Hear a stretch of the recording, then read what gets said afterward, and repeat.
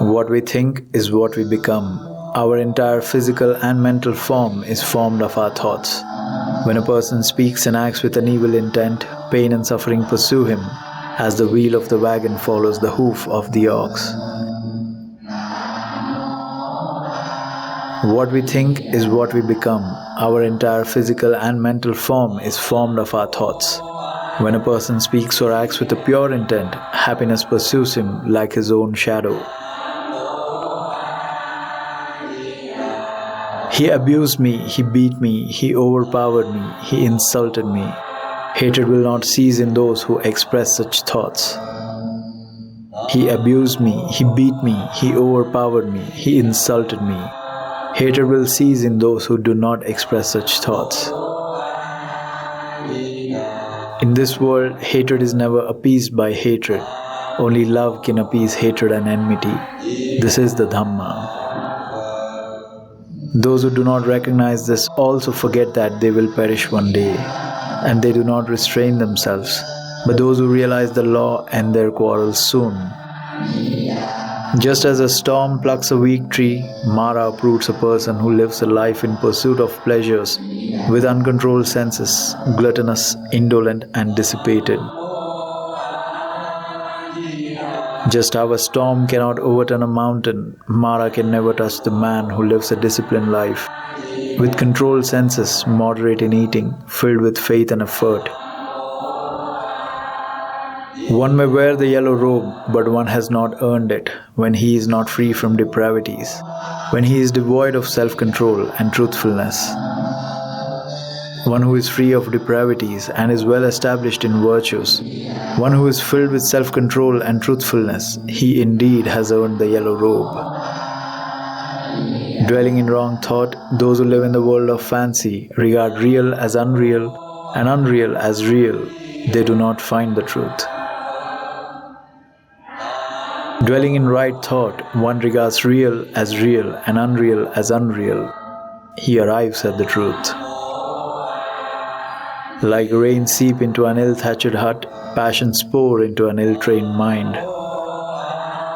Like rains do not seep into a well-thatched hut, passion does not pour into a well-trained mind. An evildoer grieves here and hereafter. He mourns in both worlds.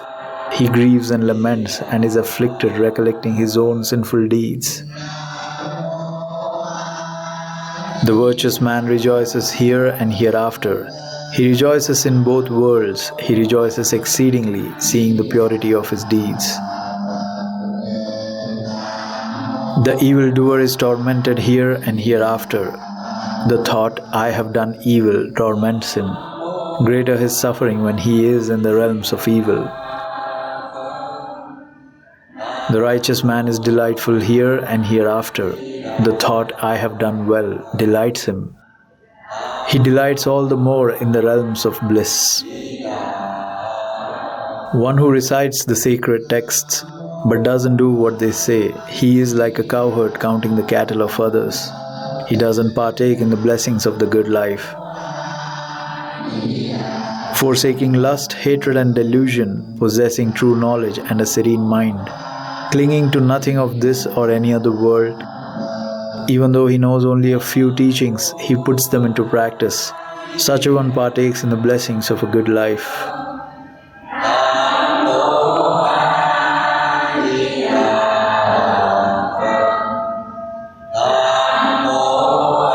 Vigilance is the path to the deathless state.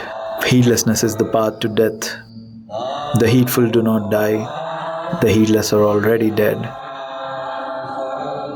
The wise clearly understand this and they delight in wakeful watching. They enjoy the resort of the noble ones. Meditative and persevering, the wise ones attain nirvana, the highest freedom and happiness. Ever grows the glory of him who is mindful and pure in conduct, who is discerning and self-controlled, who lives according to the Dhamma.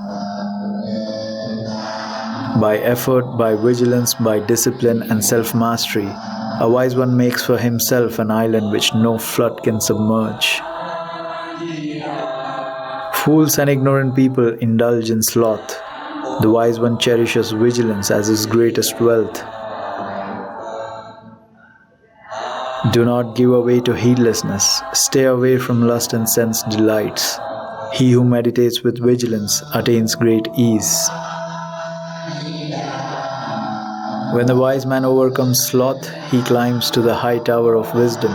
He then looks down upon the sorrowful crowd and regards them as the mountaineer from his high peak that looks down at those who are suffering on the plains.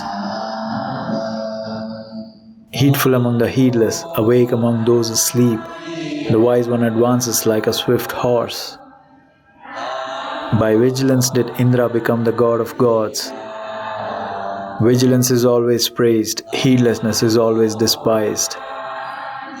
A monk who delights in vigilance, who understands the danger of heedlessness, advances like a fire burning fetters, great and small. A monk who delights in vigilance, who understands the danger of heedlessness, he will not fall. He stands on the verge of nirvana.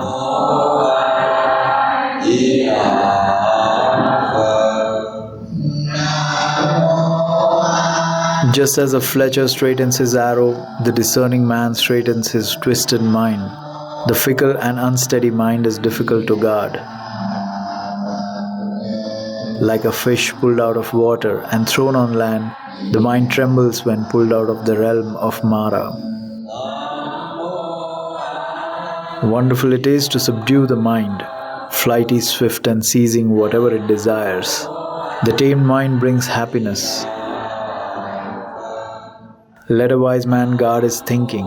The mind is extremely subtle and difficult to detect, seizing whatever it desires. The guarded mind brings happiness. Dwelling in the cave of the heart, the mind is without form, moves alone and wanders far. Those who control this mind escape the bondage of Mara.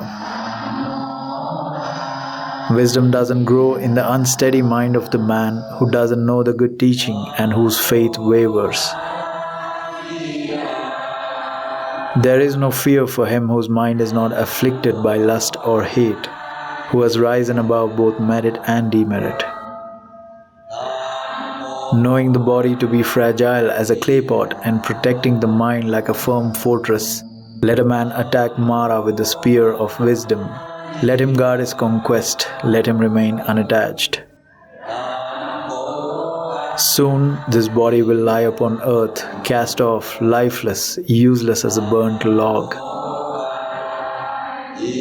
Whatever harm an enemy may do to an enemy, whatever harm a hater may do to a hater, an ill-directed mind will harm us worse. Whatever a mother, father, or a relative might do for us, a well-directed mind does better.